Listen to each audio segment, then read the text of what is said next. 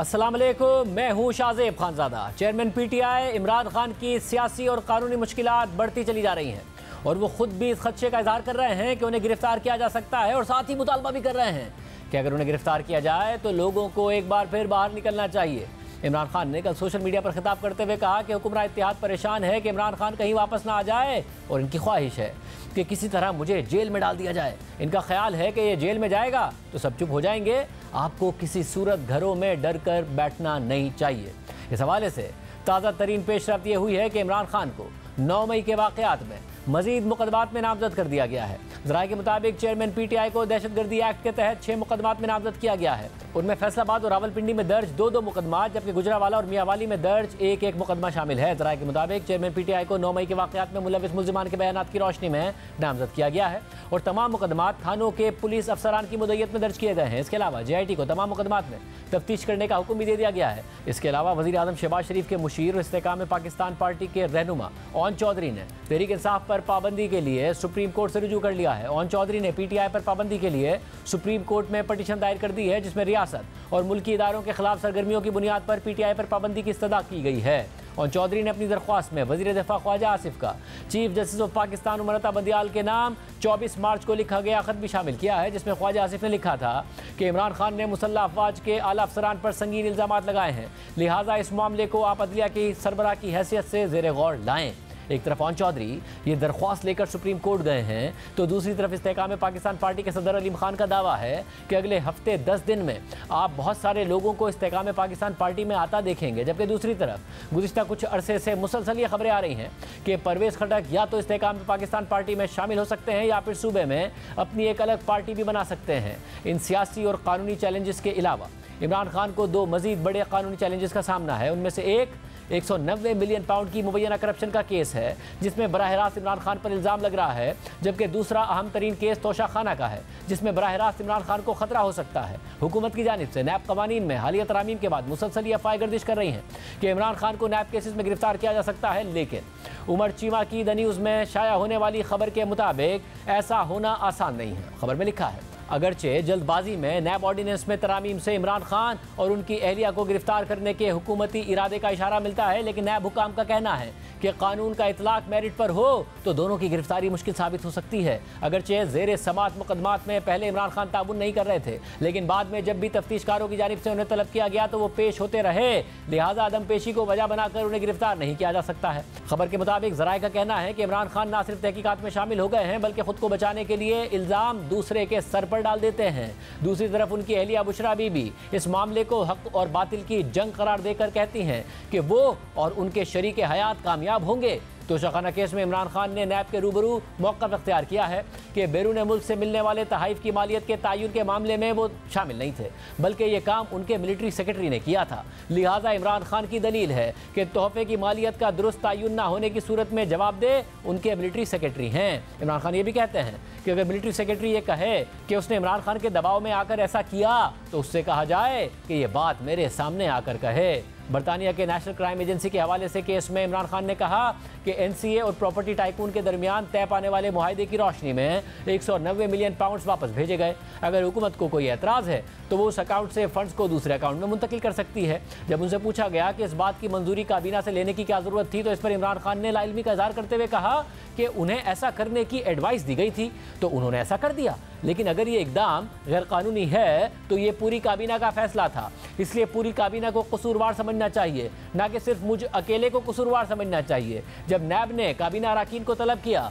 तो काबीना की आधी तादाद का कहना था कि ये उन्हें याद नहीं है कि ऐसा कैसे हुआ, इसलिए तफसीलात फराहम नहीं कर सकते, जबकि आधी काबीना के अरकान ने उस वक्त के मुशीर एहतसाब शहजाद अकबर को कसूरवार करार दिया, जबकि शहजाद अकबर मुल्क से बाहर हैं, लिहाजा नैब उन तक नहीं पहुंच सका। बुशरा बीबी ने नैब को बताया कि बतौर ट्रस्टी में बेनिफिशरी नहीं हूँ, मुझे बताया गया कि जिस इलाके में अलकादिर यूनिवर्सिटी कायम है वहाँ के लोग बड़े गरीब हैं और मैंने अपने शौहर यानी वज़ीर आज़म के साथ मिलकर यूनिवर्सिटी कायम करने का सोचा। जिसने भी रकम अतिया की वो यूनिवर्सिटी पर खर्च हुई, ना कि मुझ पर खर्च हुई। नैब ने बुशरा बीबी को अंग्रेज़ी में सवालनामा दिया और उन्होंने उर्दू में जवाब दिया कि वो ज़्यादा पढ़ी लिखी नहीं हैं, लिहाजा अंग्रेज़ी में जवाब नहीं दे सकती हैं। इमरान खान को जिन 2 केसेस में बराह रास्त खतरा है उनमें से एक तोशाखाना का केस है। इमरान खान के खिलाफ तोशाखाना केस में परसों इस्लामाबाद हाई कोर्ट के चीफ जस्टिस आमिर फारूक ने ट्रायल कोर्ट को हुक्म दिया था कि वो 7 दिन में केस नाकाबिले समात होने से मुताल्लिक इमरान खान की दरख्वास्त पर दोबारा दलाइल सुनकर फैसला करे। इस हुक्म के साथ अदालत ने ट्रायल कोर्ट का तोशाखाना केस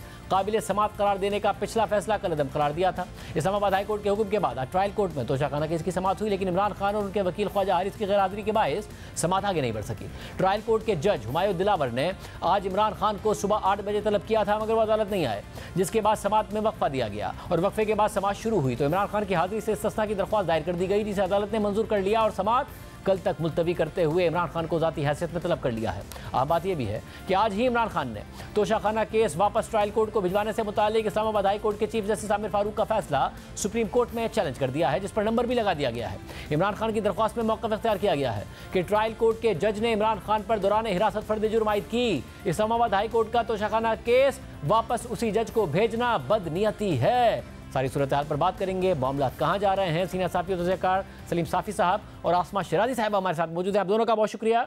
साफ़ी साहब, आज भी बाकायदा तौर पर 9 मई के वाक़यात के हवाले से इमरान खान को 6 मुकदमात में नामजद किया गया है। इससे पहले जब नैब का कानून में तरामीम की गई तो ये तासुर उभरा कि इमरान खान साहब को गिरफ्तारी की तैयारी की जा रही है। खान साहब तो बार बार कह रहे हैं कि जी मुझे ये गिरफ्तार करना चाहते हैं, मिलिट्री कोर्ट में ट्रायल करना चाहते हैं, ये मिलिट्री कोर्ट का मामला ही मुझे ट्रायल करने के लिए लाया गया है, मगर अभी तक ऐसा कुछ हुआ नहीं है। ना वो गिरफ्तार हुए हैं दोबारा, ना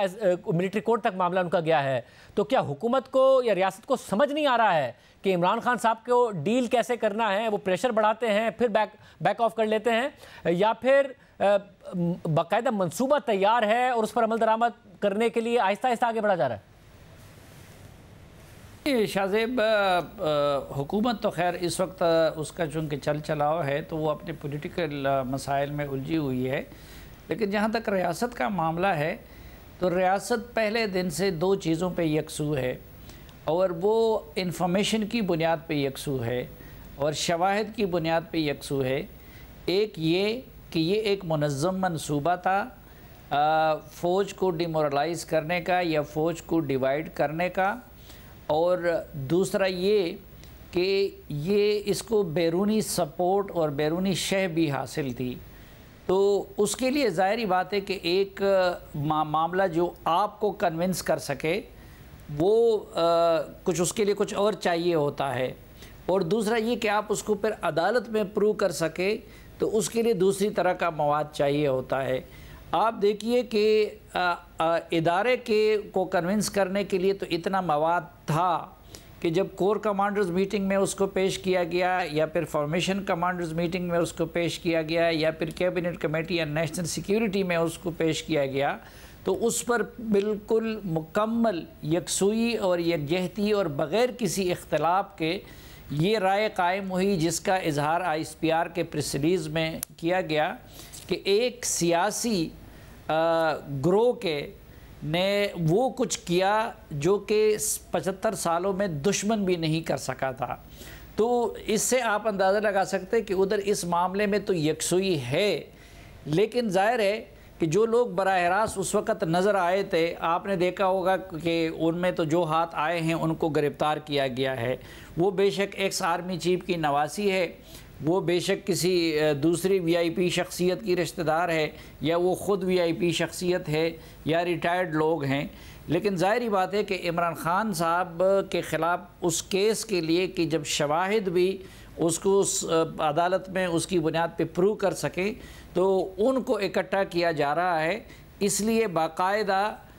मुकदमे के इंदिराज में या फिर फ़ौज की तरफ से मुद्दई बन के उनके खिलाफ इस मुकदमे के इंदिराज में वो ताख़ीर हुई है। बाकी मेरे ख्याल में उन 2 चीज़ों पर यकसुई है। आमतौर पर जो कहा जाता है कि उनको ख़तरा सिर्फ 2 केसेस में है, एक तोशाखाना, एक 190 मिलियन पाउंड का केस, जो कि ये तगड़े केसेस हैं। आप कह रहे हैं कि 9 मई के वाक़यात में भी बाकायदा ख़तरा है इमरान खान साहब को?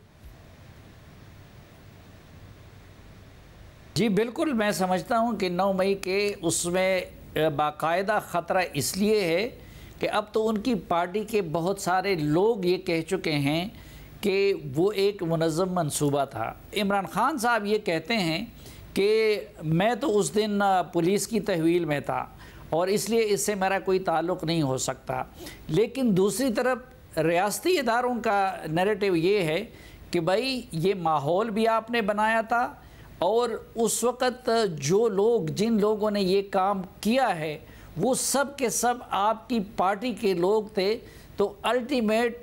रिस्पॉन्सिबल आप ही हैं। अब ये कि वो बराह रास्त कड़ियाँ मिलाने में जो वक्त लग रहा है, तो उसकी वजह से हमें बाज़ औक़ात लोगों को लगता है कि शायद उस केस में उनको ना पकड़ा जाए, लेकिन मेरे ख़्याल में उधर ये यकसुई है कि ये काम उनके ईमा पे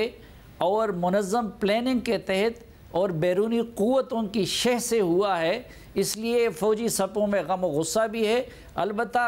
अदालत के लिए जो मुताल्लिक़ा मवाद है वो जमा किए जा रहे हैं। आसमा, आप बताइएगा, हुकूमत को या रियासती इदारों को क्या समझ में नहीं आ रहा है कि खान साहब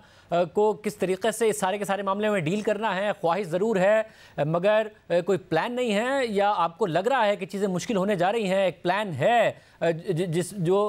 जिसके खान साहब को मुश्किलात का सामना करना पड़ेगा, जिसका वो खुद भी कह रहे हैं कि मुझे टारगेट किया जाएगा, मुझे अरेस्ट किया जाएगा, अवाम प्रोटेस्ट करें।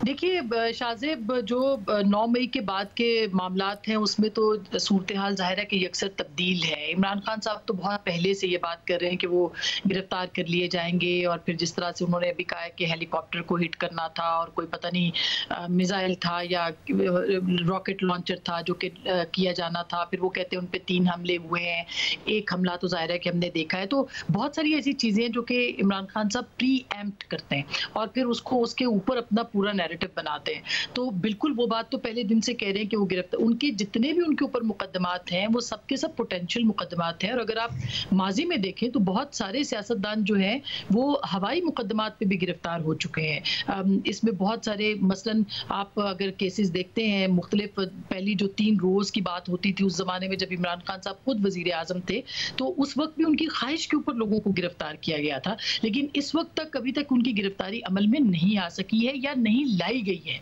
दोनों चीजें हैं, स्ट्रेटजी जो है वो उसके मुताबिक चला जा रहा है। मसलन आज जो उनके ऊपर 6 मुकदमात दर्ज किए गए हैं, ये सारे के सारे पूरी इन्वेस्टिगेशन के बाद, जो हमारी इत्तलात है पूरी इन्वेस्टिगेशन के बाद किए गए हैं कि क्या इस प्लानिंग के अंदर इमरान खान साहब शरीक थे, क्या उन्होंने 9 मई के वाकयात को जो है वो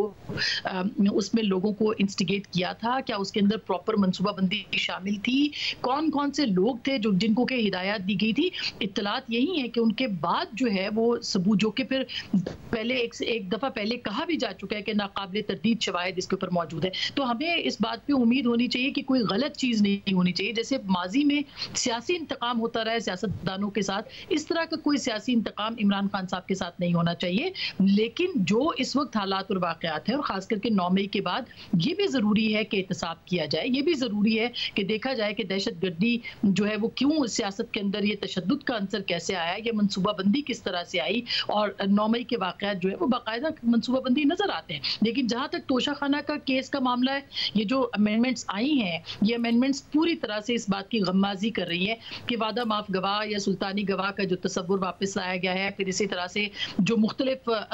इनके मामलात,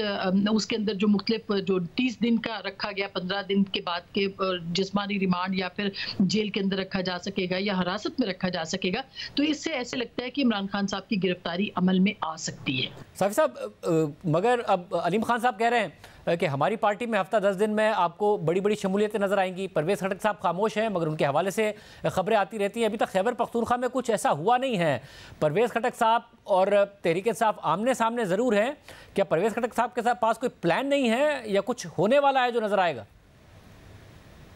देखिए जासिम, मैंने आपको पहले भी अर्ज़ किया था कि खैबर पख्तूनख्वा के पॉलिटिकल डायनामिक्स थोड़े से मुख्तलिफ हैं बाकी मुल्क की बनिस्बत, और उस वजह से उसमें ताख़ीर भी हो रही है। लेकिन जब लोगों पे एक बात अभी तक जिसका यकीन नहीं आ रहा है, और जिन लोगों को उसका यकीन आ जाता है, तो उसके बाद वो फिर फ़ैसला करने में देर नहीं लगाते। मसलन असद उमर को उसका यकीन आ गया, जो इस्टेब्लिशमेंट के मिजाज शनास लोग हैं, या फवाद चौधरी को उसका यकीन आया, ये वो लोग हैं जिन्होंने सारी ज़िंदगी उनके साथ काम किया था, तो उन्होंने उसमें देर नहीं लगाई। वहाँ पे कुछ लोगों को ये गलतफहमी है कि शायद ये एक वक्ती मामला है और अब भी कोई पैचअप का रास्ता निकल सकता है, और इमरान खान साहब ख़ुद भी उनको ये तासुर दे रहे हैं। लेकिन ज़ाहिर है कि जिन लोगों पे ये वाज़े हो जाए कि अब पीटीआई को उस तरह डील किया जाएगा या पीटीआई उस तरह की एक जमात बन गई है कि जिस तरह अल्ताफ़ हुसैन की क़ियादत में एमक्यूएम मेरे ख़्याल में उनसे भी इनके इक़दाम को ज़्यादा संगीन समझा जा रहा है। मसलन उन्होंने ठीक है रियासत की रेट को अगर माजी में किसी तंजीम ने चैलेंज किया था, लेकिन ये किसी तंजीम ने नहीं किया था कि माजी के एहसानात का बदला वो शुहदा की तौहीन, फ़ौज में पूट डालने की कोशिश, और वो भी बैरूनी बैकिंग के साथ दी गई। तो जिन लोगों पे फिर ये बात वाज़े हो जाएगी कि अब पीटीआई के साथ उस तरह का सलूक किया जाएगा जिस तरह अल्ताफ़ हुसैन के साथ रह जाने वालों के साथ किया गया, और इमरान ख़ान को उस तरह डील किया जाएगा जिस तरह अल्ताफ़ हुसैन को डील किया जा रहा था, तो उनके पास फिर या तो सियासत छोड़ने का रास्ता होगा या फिर ये है कि किसी न किसी और जमात में। अलबत्ता एक बात यह है कि परवेज़ खटक साहब और उनके छतरी में तले जितने लोग हैं, उनका अभी तक जो जहांगीर तरीन साहब की पार्टी है उसमें जाना कि वो उनकी तरजीह नहीं है और उस पर उनका जहन माइल नहीं हो रहा है। वो अगर करेंगे तो अपने लोकल सतह पे कुछ अरेंजमेंट करेंगे, लेकिन पीटीआई में परवेज़ खटक साहब नहीं रहेंगे, ये मैं अभी आपको बताऊं, और उनसे जुड़े हुए लोग भी नहीं रहेंगे। ठीक। और आसमा शरीफ साहब, आपकी लंदन में नवाज शरीफ साहब से भी मुलाकात हुई, तो नवाज शरीफ साहब की एग्जैक्टली सोच क्या है? यही कि जी 2018 से पहले आपने इमरान खान साहब को लाने के लिए मुझे माइनस किया था, तो अब आपने अपनी वो सारी की सारी गलती अंडू करनी है, तभी मैं वापस आऊँगा, तभी इलेक्शन कैंपेन करूँगा और फिर वज़ारत उज़्मा का उम्मीदवार बनूंगा। क्या उनकी नज़र में यही है कि जिसको कहते हैं वो कहती तराजू का पलड़ा बराबर होना चाहिए, या कोई प्लान, कोई हिकमत अमली अपनी है उनकी कि आगे कैसे बढ़ना है? जी बिल्कुल जाहिर है कि जो हुक्मरान इत्तेहाद है वो तो अपने इलेक्शंस के ऊपर जो है वो उसी वक्त चाहती है जब चीज़ें जो है अनडू हो जाए, और ये बार बार ये बात सामने आती रही है कि किस तरह से चीज़ें जो नवाज शरीफ साहब के खिलाफ बनाई गई थी वो चीज़ें ख़त्म की जाएँ ताकि वो दोबारा आके अमली सियासत में हिस्सा ले सकें या वो इंतखाबी सियासत में हिस्सा ले सकें। ज़ाहिर है अब तो हामिद खान साहब भी और बहुत सारे लोग कह रहे हैं कि वो केसेस मेरिट पे नहीं थे, मगर इसका मतलब ये नहीं है कि इमरान खान साहब के खिलाफ ऐसे केसेस जो है वो बनाए जाएं। वो एक सारे केसेस को जो है वो बना के और उसके बाद उसी तरह की जो है वो प्रोसिक्यूशन की जाए जिस तरह से माजी में सियासतदानों और खास करके नवाज शरीफ साहब के साथ हुई है। तो एक हुक्मरान इत्तेहाद के दरमियान ये इस बात के ऊपर ज़रूर बात है कि जो चीज़ें होंगी वो कानून के मुताबिक हों, लेकिन इंतखाबात के हवाले से शाहजेब ऐसे लगता नहीं है कि जैसे कि इंतखाबात के हवाले से फ़िलहाल कोई बहुत सीरियसनेस जो है वो हुक्मरान इत्तेहाद के अंदर नज़र आती है। फ़िलहाल तो 11 अगस्त तक जो रिफॉर्म्स हैं या जिस तरह से लेजिस्लेशन होगी या जिस तरह से इन सारे केसेस को मद्देनजर रखते हुए चीज़ें होंगी वो मेरा ख्याल है ज़्यादा इन फोकस है। और इसके साथ साथ नवाज शरीफ साहब की जैसे आज बरीयत हुई है और वो मेरिट के ऊपर हुई है, वो एक पुराना केस था, लेकिन उसके बावजूद आप देखिए कि बहुत सारे ऐसे मामला हैं जिसके ऊपर पॉलिटिकल चीज़ें या पॉलिटिकल पार्टीज जो हैं वो अपना एक एक्शन और लाइन ऑफ एक्शन पहले बनाती हैं। तो ये कहना बहुत कबल अज़ वक्त होगा कि हुक्मरान इत्तेहाद जो है वो इंतखाबात नहीं चाहती, या ये भी कहना कबल अज़ वक्त होगा कि इंतखाबात चाहती है। अलबत्ता जो IMF का न्याय प्रोग्राम आया है उसके तहत ऐसे लगता है कि 2024 के अंदर इंतखाबात पहले 1-2 महीनों के अंदर जो है वो करवाए जाने पड़ेंगे और उसके बाद फिर जो है वो निगोशिएट करना पड़ेगा और आगे बढ़ना पड़ेगा। उसके लिए हुक्मरान इत्तेहाद अपने कोalition के साथ बात कर रही है। वो एक उसी तरह के एक हंग पार्लियामेंट में कोalition गवर्नमेंट या मखलूत हुकूमत के इम्कानात का जायजा ले रही है और उसी के अंदर जो है वो दो बड़ी जमातें जो हैं वो अपने जो डूज हैं या जो उनके डोंट्स हैं उनके ऊपर वो काम कर रहे हैं। और ये कहना कि उसके अंदर इमरान खान साहब सिर्फ एक किरदार के तौर पर बहुत अहम है, मेरा नहीं ख्याल कि वो एक किरदार इस वक्त उनकी सियासत के लिए बहुत ज़्यादा अहम है। उनके लिए ये ज़्यादा अहम है कि अगला जो सेटअप है, नया सेटअप है, जो नेक्स्ट सेटअप है, उसके अंदर उनको अपने कोalition को या अपनी जो इत्तेफाक को, इत्तेहाद को वो आगे कैसे लेके बढ़ना है और एक पावर शेयरिंग फार्मूला जो है वो किस तरह से तय करना है। बहुत शुक्रिया। प्रोग्राम में आगे बढ़ते हैं। 9 मई के वाक़यात के तनाजुर में इमरान खान के मिलिट्री ट्रायल की बातें हो रही हैं और ख़ुद इमरान खान भी कह रहे हैं कि वो मिलिट्री ट्रायल के लिए तैयार हैं और फ़ौजी अदालत में अपने मुकदमे में वकील के बजाय अपना दिफा खुद करेंगे। लेकिन दूसरी तरफ इमरान खान ने कुछ दीगर अफराद के साथ सिविलियंस के मिलिट्री ट्रायल के खिलाफ सुप्रीम कोर्ट से रुजू किया हुआ है, जहां पहली ही समाअत से बेंच तनाज़ात का शिकार है। ये केस पहले 9 रुकनी बेंच के सामने मुकर्रर हुआ था, मगर अब ये छोटा होकर 6 रुकनी बेंच रह गया है, जिसने अब से चंद दिन बाद केस की अगली समाअत करनी है। मगर इस सूरत हाल की वजह से सुप्रीम कोर्ट में तकसीम मजीद वाज़े होती जा रही है। अंदरूनी इख्तलाफात की खबरें मुसलसल सामने आ रही हैं और इस वजह से सुप्रीम कोर्ट की कारकर्दगी मुतासिर हो रही है। चीफ जस्टिस पर सुप्रीम कोर्ट के सीनियर तरीन जजेस तहफ़्फ़ुज़ात का इजहार कर रहे हैं और उनके कंडक्ट पर बार बार सवालात उठा रहे हैं, लेकिन चीफ जस्टिस अपने उसी तरीके से मुल्क की सबसे बड़ी अदालत चला रहे हैं, जिस पर उन पर एतराज़ उठ रहा है कि वो सीनियर जजेस से मुशावरत किए बगैर अपनी मर्जी से बेंचेस बनाते हैं। अहम आइनी और कानूनी मामला से मुताल्लिक केसेस में अपने बाद आने वाले सीनियर तरीन जजेस को शामिल ही नहीं करते हैं, बल्कि कुछ मखसूस जजेस को हर हाई प्रोफाइल बेंच में शामिल कर लेते हैं और साथ ही सुप्रीम कोर्ट के अंदर और बाहर से भरपूर इसरार के बावजूद भी किसी भी अहम मामले पर फुल कोर्ट तश्कील नहीं देते हैं, जिसकी वजह से सुप्रीम कोर्ट के फैसलों की वक़्त और अहमियत कम होती जा रही है। सिविलियंस के मिलिट्री ट्रायल से मुताल्लिक केस के फैसले का भी बज़ाहिर यही मुस्तकबिल नजर आ रहा है, क्योंकि इस केस में अब तक जो समातें हुई हैं वो भी तनाज़ात से भरपूर हैं और सुप्रीम कोर्ट में अंदरूनी तकसीम की अक्कासी करती हैं। इस केस में भी बेंच में शामिल सीनियर जजेस ने चीफ जस्टिस पर शदीद एतराज़ात उठाए हैं। 9 रुकनी बेंच में शामिल 4 जजेस ने बाकायदा अलग अलग नोट लिख कर अपने खदशात और एतराज़ात को रिकॉर्ड का हिस्सा बनाया है। पहले जस्टिस काजी फायद ईसा ने नोट जारी किया और चीफ जस्टिस पर सख्त एतराज़ात उठाए। फिर जस्टिस मंसूर अली शाह का नोट सामने आया, जिसमें उन्होंने भी चीफ जस्टिस के कंडक्ट पर तनकीद की और फुल कोर्ट ना बनाने का शिकवा किया। इसके बाद जस्टिस याया अफरीदी का नोट सामने आया, जिसमें उन्होंने भी फुल कोर्ट बनाने का मुतालबा किया हुआ था, जबकि जस्टिस सरदार तारिक मसूद ने भी नोट में चीफ जस्टिस के कंडक्ट पर सवालात उठा दिए हैं। लेकिन चीफ जस्टिस उमरता बंदियाल ने अपने ही सीनियर जजेस के एतराज़ात को नज़रअंदाज कर दिया, किसी की भी बात अब तक नहीं सुनी है, बल्कि फुल कोर्ट तश्कील दिए बगैर ही बेंच में बाकी बच जाने वाले जजेस के साथ इस केस की समाअत जारी रखे हुए हैं। इन चारों सीनियर जजेस ने अपने नोट्स में जो एतराज़ात और ऑब्जर्वेशंस दी हैं वो आपके सामने रखते हैं, लेकिन ये भी याद रहे कि इन चारों जजेस में से सिर्फ जस्टिस याया अफरीदी इस वक्त 6 रुकनी बेंच का हिस्सा हैं, जबकि बाकी 3 जजेस बेंच का हिस्सा नहीं रहे हैं। सबसे पहले सुप्रीम कोर्ट के 2 सीनियर तरीन जजेस जस्टिस काजी फायद ईसा और जस्टिस सरदार तारिक मसूद ने 22 जून को पहली ही समाअत में बेंच की तश्कील पर एतराज़ उठा दिया था और supreme court practice and procedure act पर सुप्रीम कोर्ट के ही हुक्म इम्तना पर एतराज़ उठाकर वादे किया था कि वो इस बेंच को बेंच ही नहीं मानते, पहले उस कानून का फैसला किया जाए। जिसके बाद चीफ जस्टिस ने इन दोनों जजेस को बेंच से अलग करके 7 रुकनी बेंच के साथ समाअत जारी रखी थी और फिर 26 जून की समाअत में हुकूमती एतराज़ के बाद जस्टिस मंसूर अली शाह ने भी खुद को बेंच से अलग कर लिया, जिसके बाद 9 रुकनी बेंच मजीद छोटा होकर 6 रुकनी बेंच रह गया था। अब दिलचस्प बात यह थी कि 22 जून को पहली समाअत हुई थी और उसी में ही सबसे ज़्यादा ड्रामाई सूरत हाल नजर आई थी, मगर उस दिन की इब्तिदाई समाअत का तहरीरी हुक्मनामा जारी नहीं किया गया था। हालांकि उसके बाद की समाअतों के हुक्मनामे सामने आते रहे थे, लेकिन परसों अचानक 22 जून की समाअत का तहरीरी हुक्मनामा सामने आ गया, जिसमें जस्टिस काजी फायद ईसा, जस्टिस सरदार तारिक मसूद और जस्टिस मंसूर अली शाह के नोट्स भी शामिल हैं। जबकि जस्टिस मंसूर अली शाह ने 26 जून की समाअत के हुक्मनामे में अपना जो नोट लिखा था, उसके फुटनोट में अपने 22 जून यानी पहली समाअत के नोट का हवाला दिया था, जो सुप्रीम कोर्ट की वेबसाइट पर दस्तयाब ही नहीं था। मगर अब 22 जून की समाअत का जो तहरीरी हुक्मनामा जारी हुआ है,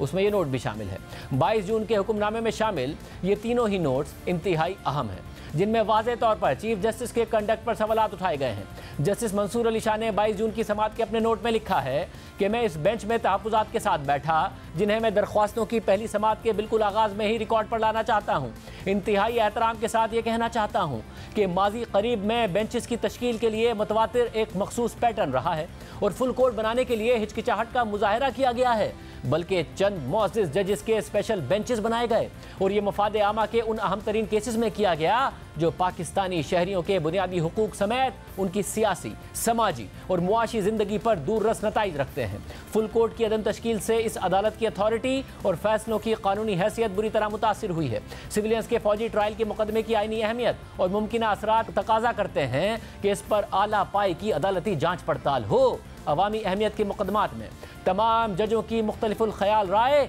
और इज्तिमाई बहस से अदालत को बेहतर फैसला करने में मदद मिलती है और इससे अदालत पर अवाम का एतमाद बढ़ता है। और इसके अलावा मेरी राय में जब तक supreme court practice and procedure act के हवाले से कोई फैसला नहीं दे देती है, आर्टिकल 184(3) के तहत दायर होने वाले मामला सुप्रीम कोर्ट का फुल कोर्ट बेंच सुने। जैसे मंसूर अली शाह ने मजीद लिखा कि सुप्रीम कोर्ट की अथॉरिटी और साख के तहफ़्फ़ुज़ के लिए मैंने चीफ जस्टिस से दरख्वास्त की कि वो मुल्क से बाहर गए हुए जजेस के अलावा बाकी तमाम जजेस पर मुश्तमिल फुल कोर्ट तश्कील दें और फैसला उन जजेस पर छोड़ दें कि वो ये दरख्वास्तें सुनना भी चाहते हैं या खुद को इससे अलग करते हैं। मगर चीफ जस्टिस ने अपनी दानिश में फुल कोर्ट से मुतालिक मेरी दरख्वास्त नहीं सुनी। अपने हल्फ की पासदारी और आईनी जिम्मेदारी के तहत मेरे पास बेंच में बैठने के सिवा दूसरा कोई रास्ता नहीं है। मेरा हल्फ है कि मैं बशमूल बुनियादी हुकूक, आइन का दिफा और तहफ़्फ़ुज़ करूँ। अहम बात यह है कि अपने इसी नोट का हवाला देते हुए जस्टिस मंसूर अली शाह ने 26 जून की समाअत के अपने नोट में लिखा था कि इस मामले में फुल कोर्ट ना बनाए जाने पर मेरे शदीद तहफ़्फ़ुज़ात थे, मगर इसके बावजूद मैं इस बेंच का हिस्सा इसलिए रहा क्योंकि मैं समझता था कि किसी भी तरफ से मुझ पर एतराज़ ना होने के बावजूद खुद से बेंच से अलहदा हो जाना एक ऐसे मामले में आईनी जिम्मेदारी से फरार हासिल करना होगा कि जिसमें अवाम के बुनियादी हुकूक का मामला ज़ेर बहस है। जस्टिस मंसूर अली शाह का यह नोट 26 जून की समाअत का था, जिसमें वो अपने 22 जून के नोट का हवाला दे रहे थे जो हम आपके सामने रख चुके हैं। जबकि 22 जून की समाअत के तहरीरी हुक्मनामे में नामजद चीफ जस्टिस काजी फाइज ईसा के बाद सुप्रीम कोर्ट के सीनियर तरीन जज जस्टिस सरदार तारिक मसूद का नोट भी शामिल है, जिसमें उन्होंने लिखा है कि मैं जस्टिस काजी फाइज ईसा के नोट से मुकम्मल तौर पर इत्तफाक करता हूँ। सिविलियंस के मिलिट्री ट्रायल से मुतालिक समाअत करने वाले बेंच में मुझे शामिल करने से मुतालिक चीफ जस्टिस ने मुझसे मुशावरत भी नहीं की थी। हैरान कुन तौर पर दरख्वास्त गुजार और उनके वकील की जानिब से चीफ जस्टिस से उनके चैम्बर में मुलाकात के अगले ही दिन ये केस समाअत के लिए मुकर्रर कर दिया गया और इस हवाले से मेरी दस्तयाबी का भी पता नहीं किया गया। अगर इस तरीक़ा कार की इजाज़त दे दी जाती है तो फिर क्या हर दरख्वास्त गुजार जिनकी दरख्वास्तें इस अदालत में कई सालों से पड़ी हुई हैं उन्हें अपने केसेस की अगले ही दिन समाअत मुकर्रर करवाने के लिए चीफ जस्टिस से उनके चैम्बर में मुलाकात करने की इजाज़त दी जा सकती है? जस्टिस सरदार तारिक मसूद ने मज़ीद लिखा है कि मैं supreme court practice and procedure act के खिलाफ दरख्वास्तों पर सुप्रीम कोर्ट के फैसले का इंतज़ार कर रहा था और तवक्को कर रहा था कि इस केस का जल्द फैसला कर दिया जाएगा, क्योंकि अबूरी स्टे ऑर्डर के जरिए प्रैक्टिस एंड प्रोसीजर बिल पर अमल दरामद रुकवा दिया गया था। इसके बाद जस्टिस सरदार तारिक मसूद ने इस कानून के सेक्शन 3 का हवाला दिया है, जिसके मुताबिक आइन के आर्टिकल 184(3) से मुताल्लिक केसेस का मामला पहले सुप्रीम कोर्ट के सीनियर तरीन जजेस की 3 रुकनी कमेटी के सामने रखा जाएगा और जब कमेटी इस बात पर मुतमईन होगी कि ये अवामी अहमियत के बुनियादी हुकूक से जुड़ा हुआ मामला है तो ही ये कमेटी उसकी समाअत के लिए कम अज़ कम सुप्रीम कोर्ट के 3 जजेस पर मुश्तमिल बेंच बनाएगी, जिसमें कमेटी के जजेस भी शामिल हो सकते हैं।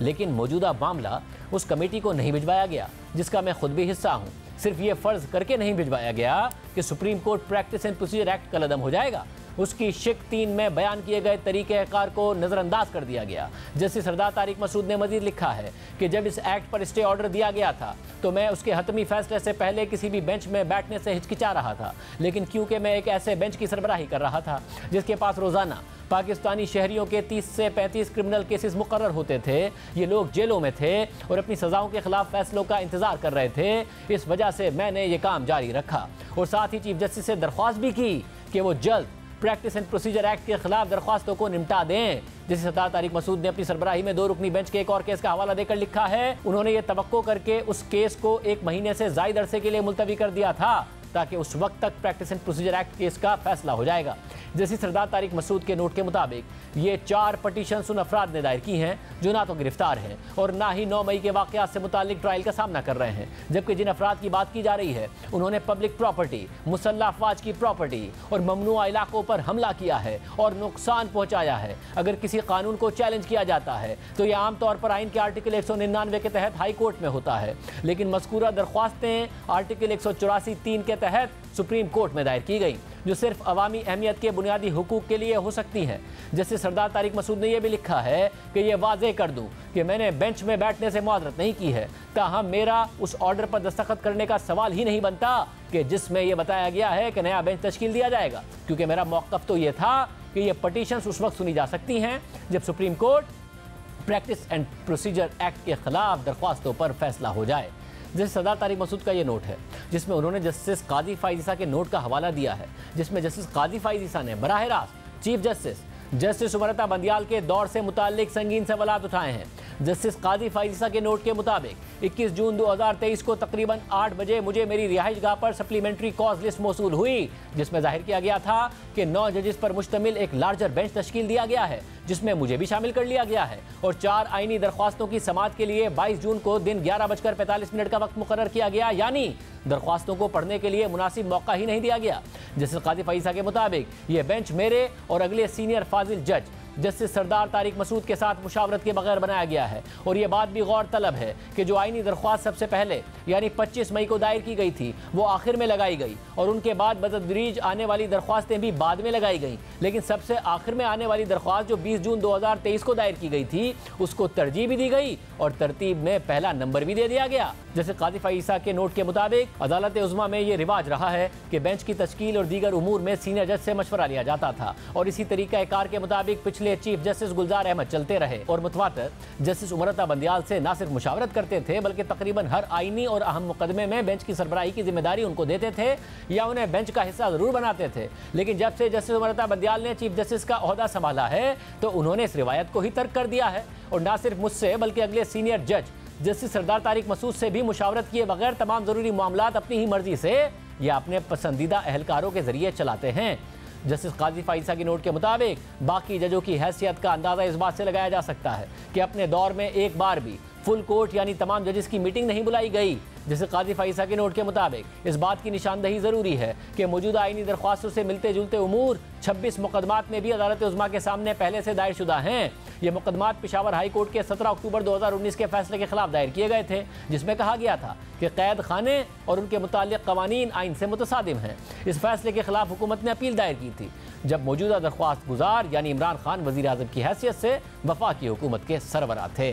जैसे फ़ाइज़ा के नोट के मुताबिक फिर अदालत उज़्मा ने 24 अक्टूबर 2019 को पेशावर हाई कोर्ट के फैसले के खिलाफ हुक्म इम्तना जारी किया जो आज तक बरकरार है। जैसे काजी फ़ाइज़ा ने अपने नोट में मज़ीद लिखा कि मैं पूरी सराहत के साथ ये भी कहना चाहता हूँ कि मैं इन मुकदमात की समाज से अपने आप को दस्तबरदार नहीं कर रहा हूँ, मगर चूंकि मैं समझता हूँ कि जब तक supreme court practice and procedure act के खिलाफ आईनी दरख्वास्तों का फैसला नहीं हो जाता और हुक्म इम्तना मौजूद है जिसकी मैं खिलाफ वर्जी भी नहीं करना चाहता हूँ, इसलिए 14 अप्रैल से जब इस कानून को मुअत्तल किया गया मैं अदालत में नहीं बैठा। अगर मैं अब ये मुकदमा सुनूँ तो मैं खुद ही अपने मौक़िफ़ जो मेरी नज़र में आईनी और कानूनी है उसकी खिलाफ वर्जी करूँगा। आज तक मौजूद चीफ जस्टिस उमरता बंदियाल ने मेरे मौक़िफ़ की तरदीद नहीं की है बल्कि हुजूर ने तो जवाब देना तक गवारा नहीं किया। नोट के मुताबिक मुझे इस बात का भी बखूबी इदराक है कि चीफ जस्टिस उमरता बंदियाल ने अपने मौजूद साथियों को बिला वजह एक गैर ज़रूरी कशमकश में उलझा दिया है। इस नाचीज़ की राय में अदालत उज़्मा के सरबराह को ऐसा नहीं करना चाहिए। निहायत एहतराम से मुझे ये कहने पर मजबूर किया गया है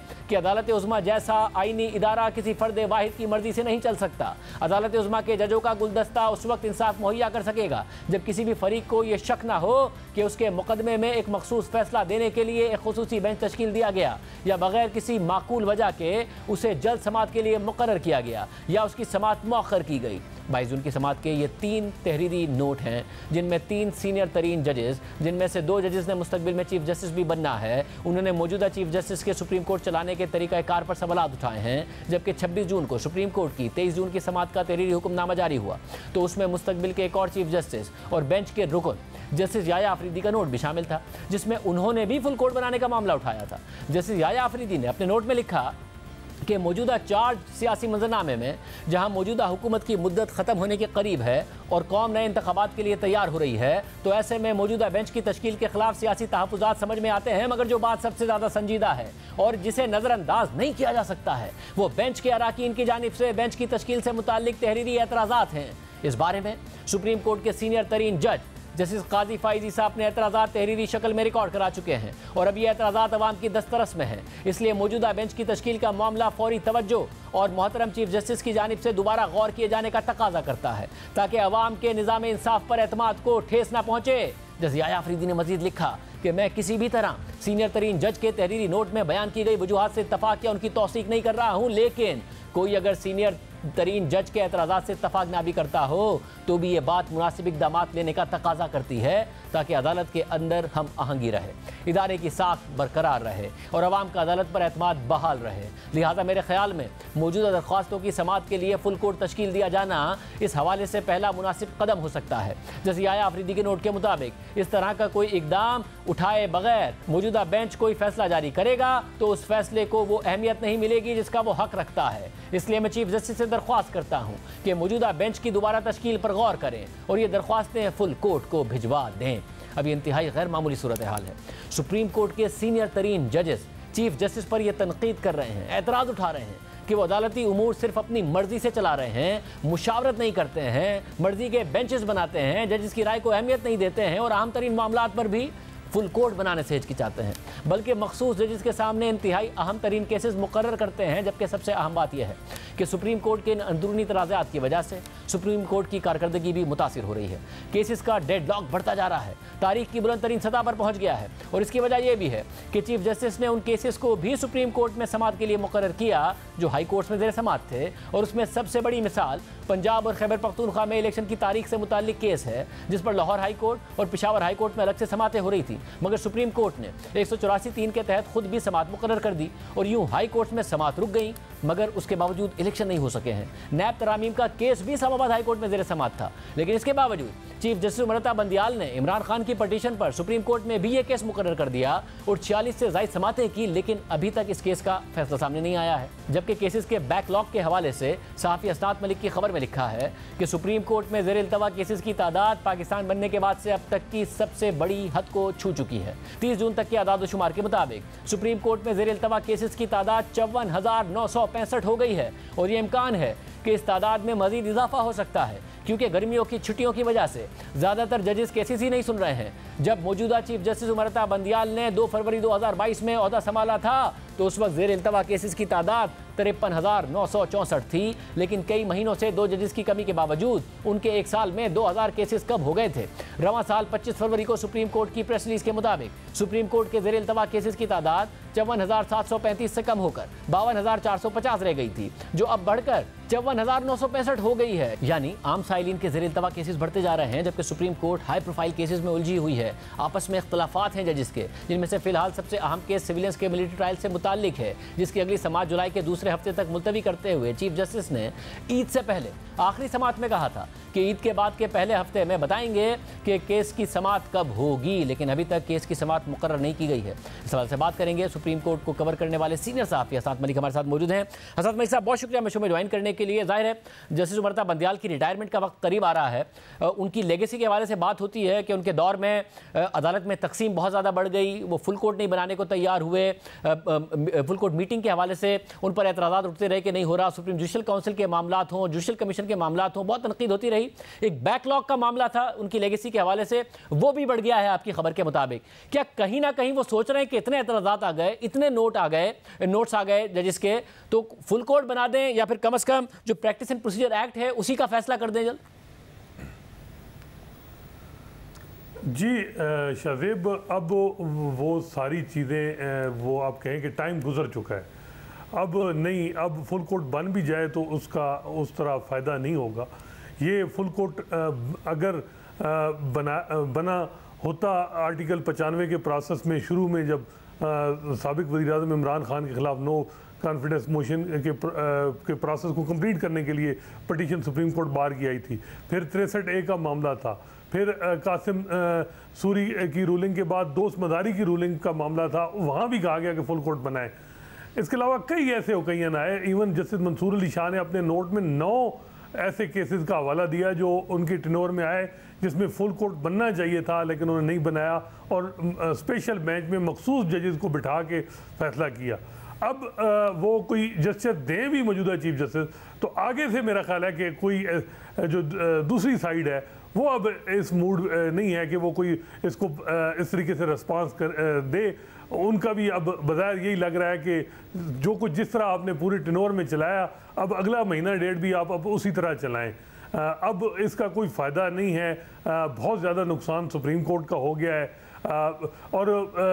अफसोसनाक सूरत हाल ये है कि ये कोई ऐसे इश्यूज नहीं थे कि जो हल नहीं हो सकते थे, लेकिन मुशावरत और डायलॉग का प्रोसेस नहीं रहा, बातचीत ही ख़त्म हो गई जब जजेस में, और जब डायलॉग जजेस अपने फैसलों में एक दूसरे के ख़िलाफ़ जो है वो बातें करें, फिर जब कुछ सहाफ़ियों के साथ मिलकर इस तरह की बातें करें, तो फिर मेरा ख्याल है कि क्या रह जाएगा, मॉरल अथॉरिटी भी ख़त्म हो गई। ओवरऑल ही मेरा ख्याल है सुप्रीम कोर्ट में बड़ा इस वक्त बहरान है, बहुत ज़्यादा क्रिटिसिज्म सुप्रीम कोर्ट पे आ रहा है। सुप्रीम कोर्ट को इस वक्त कोई कहीं से भी डिफेंड करने वाला कोई नहीं है। इवन पीटीआई के लोग, उनसे भी जब ऑफ द रिकॉर्ड बात की जाए, वो भी चीफ जस्टिस उमरता बंदियाल पे इल्ज़ाम लगाते हैं कि जी अगर वो फुल कोर्ट बनाते इलेक्शन मैटर में तो क्या पता इलेक्शन हो जाते। तो ये लग रहा है कि पीटीआई भी जब चीफ जस्टिस उमरता बंदियाल रिटायर होंगे तो उन्हीं को निशाना बनाएंगे, तनकीद करेंगे। तो ये बड़ा उनके लिए बहुत से उनके चाहने वाले भी इस चीज़ का दुख का इजहार कर रहे हैं कि जिस किस्म की उनकी नेचर थी, लेकिन उन्होंने कोई अच्छी लेगेसी नहीं छोड़ी, बल्कि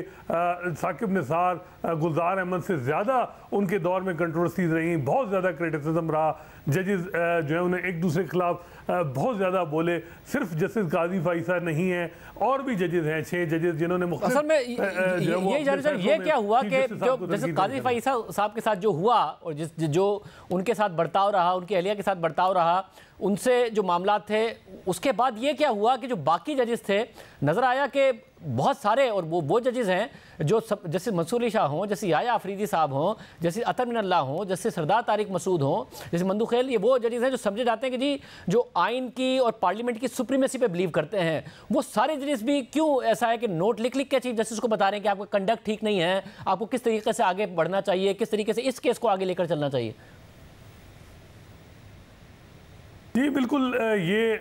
नज़र आ रहा था उस वक्त भी चीफ जस्टिस साहब को यही मशवरा दिया गया कि आप जो है वो ऐसा तसर ना मिले कि जी सुप्रीम कोर्ट में आपके कोई 2-3 मखसूस जजेस हैं जिनसे आप हाई प्रोफाइल केसेस के फैसले लिखवा रहे हैं, और कुछ जो जजेस जो पार्लियामेंट की सुप्रीमेसी को बिलीव करते हैं उनको आप इग्नोर कर रहे हैं, साइड लाइन उनको किया जा रहा है। और इसका हल यही था कि फुल कोर्ट, लेकिन नहीं बनाया उन्होंने। और बड़ा वाजे जो है वो ये बात आपकी बिल्कुल ठीक है कि जस्टिस काजी फाइसा के साथ ये जजेस नहीं है, ये कहें कि ये ग्रुप है 7 जजेस का। जिस तरीके से ये इनके फैसले या नोट आते हैं, तो ये कोई ऐसी बात नहीं कि ये मिनोअन जस्टिस काजी फाइसा के साथ जो है वो उनको इंडोर्स करते हैं। जस्टिस काजी फाइसा पार्लियामेंट गए, ये जजेस नहीं गए। Justice Qazi फाइसा supreme court practice and procedure act के बाद किसी बेंच का हिस्सा नहीं हुई है, ये सारे जजेस जो हैं वो बेंच का हिस्सा हैं। बेसिक वजह तो अगर आप देखें तो जस्टिस काजी फाइसा केस है, और उसके बाद जो फैसला रिव्यू में detail judgment chief justice Umar Ata Bandial ने जारी किया अपने टेनोर के शुरू में, उससे लग गया शुरू ये बात हो गई थी नज़र कि अब ये चीज़ें ठीक नहीं होंगी। और फिर ये है कि ये बात जस्टिस काजी फाइसा की बिल्कुल ठीक है कि जो बीइंग ए सीनियर पुनी जज, उनसे किसी मामले में उस तरह मुशावरत नहीं की गई जैसे सरदार तारिक से नहीं की गई, जैसे इसी तरह और जजेस के साथ का भी यही अपने ग्रीवेंस हैं। एक ये भी मसला है कि ये वो जजेस हैं जो अपने हाई कोर्ट में चीफ जस्टिस रहे हैं, इनको मेरा ख्याल है डील उस तरीके से जिस तरीके से करना चाहिए था चीफ जस्टिस साहब ने नहीं किया। और उनके साथ जो उनके धड़े में जजेस हैं, ये वो हैं जो out of turn supreme court में आए हैं, कोई 4थे नंबर से आया, कोई 3रे नंबर पे आया। तो ये डिवाइड इस तरह भी है सुप्रीम कोर्ट में। तो अब ये जस्टिस काजी फाइसा के लिए भी बड़ा चैलेंज है कि जब 2 महीने बाद वो ओहदा संभालेंगे तो वो कैसे इस मामले को डील करेंगे। उनके हवाले से भी यही, क्योंकि उनको भी इसी किस्म का जो है वो सूरत हाल का सामना होगा। बहुत से जजेस हैं जिनके साथ में भी उनकी रिलेशनशिप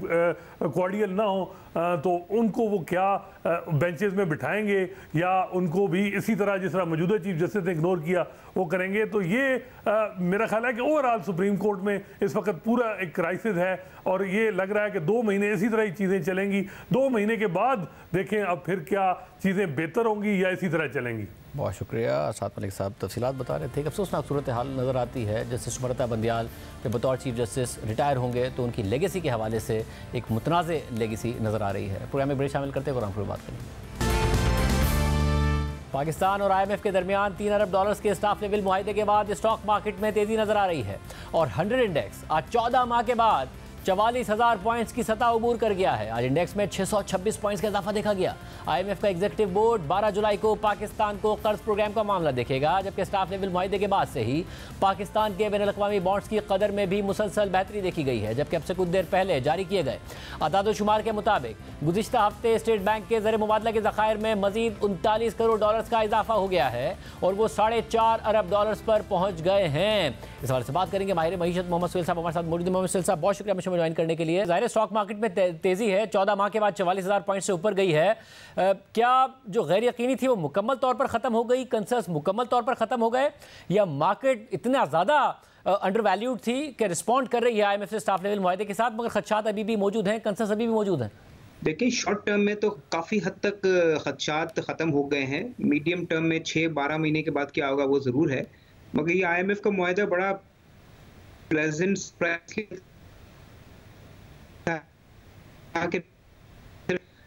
ड्यूरेशन 9 माह बढ़ गया, और अभी जो पहली प्रेस रिलीज आई है उसमें कोई भी ऐसी बात नहीं की गई कि जो खतरनाक हो। हमें डर था कि श्रीलंका और घाना की तरह ये ना कह दे आईएमएफ कि आपका डेट रीपेमेंट अनसस्टेनेबल है और आप डेट को रीस्ट्रक्चर कराएं या रीप्रोफाइल कराएं। तो आई थिंक इन सारे लिहाज से जो ये प्रोग्राम है वो तवक्कुआ से बहुत ही बेहतर था, जिसकी हमने इंडिकेशन ये देखी कि 4 रोज में स्टॉक मार्केट डॉलर टर्म्स में 10% बढ़ गई है, जो रीजन की बेस्ट परफॉर्मिंग मार्केट है। और ना सिर्फ ये बल्कि आप जो डॉलर बॉन्ड्स हैं उनको तो उसमें तो बहुत ज़्यादा इम्प्रूवमेंट आई है और 2024 और 25 का जो बॉन्ड है वो तकरीबन पिछले कोई 6-7 माह में डबल हो गया है। तो मेरे ख्याल में शॉर्ट टर्म में खदशात ख़त्म हो गए और चूंकि बोर्ड मीटिंग भी कॉल हो गई है तो बज़ाहिर नहीं लग रहा कि कोई रुकावट है, कम से कम पहली ट्रांच रिलीज होने में। और आगे क्या मार्केट एक्सपेक्ट करती है, या फिर जो एज इकोनॉमिस्ट क्या एक्सपेक्ट किया जा रहा है कि किस डायरेक्शन में चीज़ें जानी चाहिए? देखिए 9 माह तक तो रिस्क कम लग रहा है। सबसे बड़ा जो अगला पाकिस्तान के लिए टेस्ट होगा वो होगा कि जो अगला रिव्यू होगा जो मेरे हिसाब से सितंबर अक्टूबर में होगा और वो केयरटेकर हुकूमत की दौर में होगा। तो बज़ाहिर तो केयरटेकर हुकूमत को जो आईएमएफ के परफॉर्मेंस क्राइटेरियाज हैं, जो डॉक्यूमेंट्स आएगा 14-12 तारीख के बाद उसमें होंगे, जिसमें बिजली, गैस, पीडीएल, डॉलर की कदर और प्राइमरी डेफिसिट और इस तरह की चीज़ें होंगी। तो मुझे लगता है नहीं है कि सियासी हुकूमत होगी नहीं तो वो रुकावट करे। सर साहब, यानी ये स्मूथ ट्रांजिशन उसी सूरत में हो सकती है और आगे इसी तरह चल सकते हैं कि गलती की कोई गुंजाइश नहीं है, इस प्रोग्राम में कोई एक्सपेरिमेंट ना हो जिसकी कम तवक्को है, ये हुकूमत चली जाएगी, केयर टेकर की कोई पॉलिटिकल स्टेक्स नहीं है, फिर अगली हुकूमत आते ही कंटिन्यू करे आईएमएफ के साथ एक और प्रोग्राम के लिए ताकि ये इस्तेहकाम रहे। बिल्कुल ऐसा ही है, क्योंकि देखिए इसमें 3 किस्तें हैं। पहली किस्त तो 12 तारीख को रिलीज हो जाएगी, फिर दूसरी किस्त केयरटेकर हुकूमत के दौर में होगी और जो तीसरी होगी वो नई हुकूमत के दौर में होगी। तो बज़ाहिर ये लग रहा है कि जो क्राइसिस से पाकिस्तान गुजर रहा है ये तीनों हुकूमतें शायद कंप्लाई कर लें आईएमएफ की कंडीशंस, और चूंकि इलेक्शन का फेयर नहीं होगा केयरटेकर गवर्नमेंट को, नई गवर्नमेंट को, तो अगर कोई थोड़े अनपॉपुलर डिसीजन लेने हैं तो वो ले लेगी। मगर फिर चैलेंज होगा नई हुकूमत का कि वो फिर आईएमएफ के साथ रीनिगोशिएट करे एक बड़ा 3-4 साल का प्रोग्राम और उसको इंगेज करे, जो ट्रस्ट डेफिसिट